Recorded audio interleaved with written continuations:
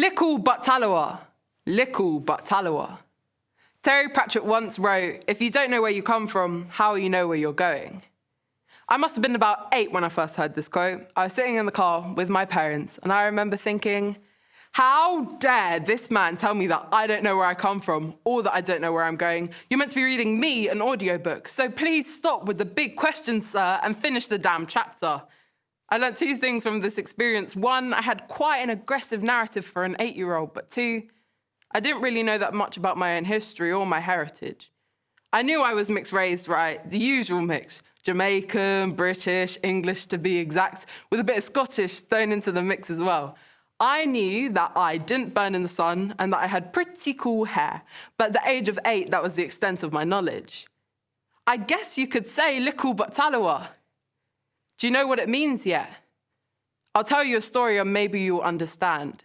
My granny and granddad came over from Jamaica in 1955. Already being the minority when they arrived, for my granddad it was wave after wave of problems, and when the world tried to knock him down, he stood his ground. He was going to save up money not to go home, but to build a home, to buy a home. He was going to have a family here, and he was going to be happy. He met my granny in 1955, and they got married in 1956. Ladies and gentlemen, I guess you could say my granddad moves quick. And they had 2 beautiful baby boys, Ozzy and Rodney. One of them is my dad, and I was given 4 powerful names. My first name is Naomi. It means joy in Hebrew, and I quite like to think I'm a positive person. My middle name is Maisie. It was my granny's name, and I'm honoured to have it as my own. My third and first surname is Lundie. It's from my mum's side of the family. It was my grandpa's, Don Lundie, a very strong-willed man to say the least. My 4th and final surname is Smith, with a capital S if you please. It was my granddad's name. So if you take one thing from my speech, I ask you to take this.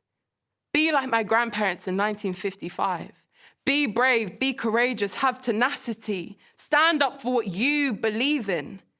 I say for a 4th and final time, Likkle but Tallawah.